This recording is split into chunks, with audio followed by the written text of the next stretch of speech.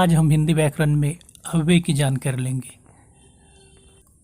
अव्यय किसे कहते हैं, क्या है अव्यय की परिभाषा, वो सबसे पहले देखते हैं। जिस शब्द पर क्रिया के लिंग, वचन और काल का कोई परिणाम नहीं होता उसे अव्यय कहते हैं, अर्थात इसे अविकारी शब्द भी कहते हैं। सीधे शब्दों में कहा जाए तो जिस शब्द के रूप में कभी कोई परिवर्तन नहीं होता उसे अव्यय कहा जाता है। अव्यय के कुछ उदाहरण देखते हैं। पहला उदाहरण देखिए, बच्चा पाठशाला जाता है। दूसरा उदाहरण देखिए, बच्ची पाठशाला जाती है। पहले वाक्य में बच्चा तो दूसरे वाक्य में बच्ची करता है। यहाँ पर दोनों पहले और दूसरे वाक्य में हमने कर्ता के लिंग में परिवर्तन किया है और लिंग परिवर्तन होने के कारण शेष वाक्य में भी परिवर्तन हुआ है। तीसरा चौथा वाक्य देखिए, तीसरा वाक्य बच्चा पाठशाला जाता है, चौथा वाक्य बच्चे पाठशाला जाते हैं। यहाँ पर आप समझ गए होंगे तीसरे वाक्य और चौथे वाक्य में वचन का परिवर्तन किया है। जहाँ तीसरा वाक्य एक वचन है तो चौथा वाक्य बहुवचन का है। इसमें भी वचन परिवर्तन के अनुसार शेष वाक्य में परिवर्तन हुआ, जैसे जाता है जाते हैं। पांचवा वाक्य देखिए, बच्चा पाठशाला जाता है, और छठा वाक्य देखिए, बच्चा पाठशाला गया था। अर्थात पांचवा वाक्य वर्तमान काल में है तो छठा वाक्य भूतकाल में है, अर्थात यहाँ पर हमने काल परिवर्तन किया है।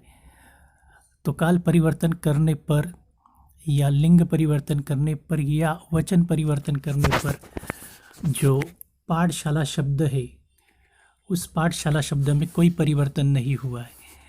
तो ऐसे शब्द जिसके रूप में कभी कोई परिवर्तन नहीं होता उन्हें अव्यय कहते हैं।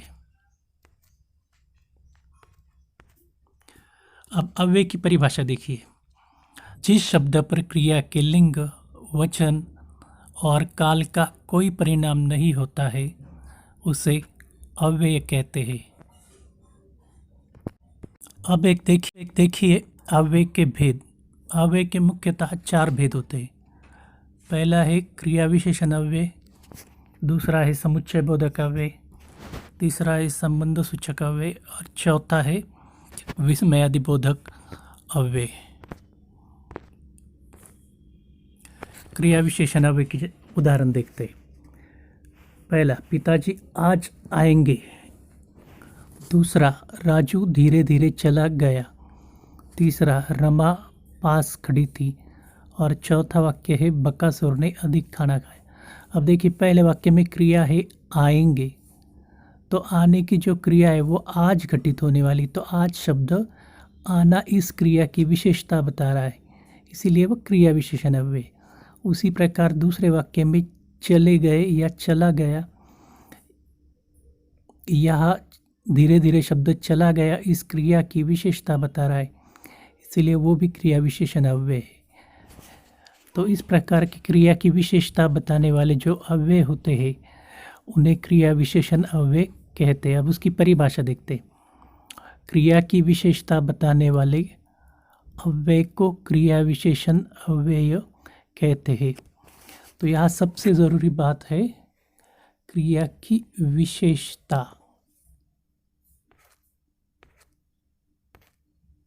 क्रिया विशेषण अव्यय के भेद। पहला है कालवाचक क्रिया विशेषण अव्यय, दूसरा है रीतिवाचक क्रिया विशेषण अव्यय, तीसरा है स्थानवाचक क्रिया विशेषण अव्यय और चौथा है परिमाणवाचक क्रिया विशेषण अव्यय। कालवाचक क्रिया विशेषण अव्यय के उदाहरण देखते हैं। पहले, पिताजी आज आएंगे। दूसरा वाक्य है हम कल गांव जाएंगे। तो यहाँ पर पहले वाक्य में आने की क्रिया आज होने वाली है, तो आज शब्द क्रिया घटित होने का समय सूचित कर रहा है। उसी प्रकार दूसरे वाक्य में गांव जाने की जो क्रिया है वह कल घटित होने वाली है, तो कल शब्द भी क्रिया घटित होने का समय बता रहा है। तो इस प्रकार से जो अव्यय क्रिया घटित होने का समय सूचित करते हैं उन्हें कालवाचक क्रिया विशेषण अव्यय कहते हैं। देखिए एक बार इसकी परिभाषा। जो अव्यय क्रिया घटित होने का समय सूचित करके उसकी विशेषता बताता है उसे कालवाचक क्रिया विशेषण अव्यय कहते हैं। अब अव्यय कालवाचक के बाद देखते दूसरा भेद स्थान सूचक क्रिया विशेषण अव्यय। जैसे लड़का बाहर गया है, दूसरा वाक्य राजू पास बैठा था। लड़का बाहर गया, इस वाक्य में बाहर शब्द लड़के की जाने की जो क्रिया है उसका स्थान बता रहा है, कहा गया है।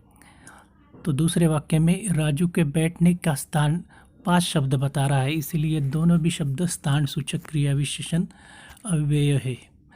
अब इसकी परिभाषा देखते हैं।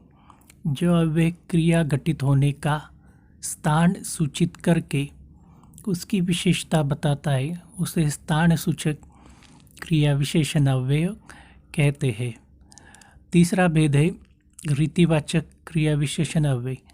जैसे पानी धीरे धीरे बरस रहा है, और दूसरा वाक्य है शकुन रोते रोते सो गई। अब देखिए यहाँ पर पहले वाक्य में क्रिया है पानी बरसने की, तो धीरे धीरे शब्द पानी बरसने की क्रिया की रीति, तरीका, प्रकार बता रहा है कि किस प्रकार वो बरस रहा है। इसी कारण ये रीतिवाचक क्रिया विशेषण अव्यय है। उसी प्रकार दूसरे वाक्य में भी जो शकुन नाम की लड़की जो सो गई है वो किस प्रकार से सो गई है, तो रोते रोते वो सो गई है। तो रोते रोते यह शब्द उसके सोने की तरीका, रीति बता रहा है, इसलिए ये भी रीतिवाचक क्रिया विशेषण अव्यय है। अब देखते हैं रीतिवाचक क्रिया विशेषण अव्यय की परिभाषा। जो अव्यय क्रिया घटित होने की रीति या तरीका सूचित करके उसकी विशेषता बताता है, उसे रीतिवाचक क्रिया विशेषण अव्यय कहते हैं। क्रिया विशेषण अव्यय का अंतिम भेद है परिमाणवाचक क्रिया विशेषण अव्यय। इसके कुछ उदाहरण देखते हैं हम।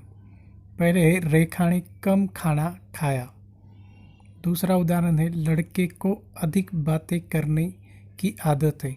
अब पहले वाक्य में कम और दूसरे वाक्य में अधिक, इन रेखांकित शब्दों के द्वारा क्रिया के परिमाण सूचित हो रहे हैं, अर्थात यह रेखांकित शब्द क्रिया के परिमाण से संबंधित विशेषता बताते हैं, इसीलिए इन्हें परिमाणवाचक क्रिया विशेषण अव्यय कहते हैं।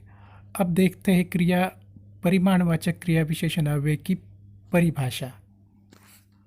जो अव्यय क्रिया के परिमाण अर्थात मात्राएं सूचित करके उसकी विशेषता दर्शाते हैं, उन्हें परिमाणवाचक क्रिया विशेषण अव्यय कहते हैं।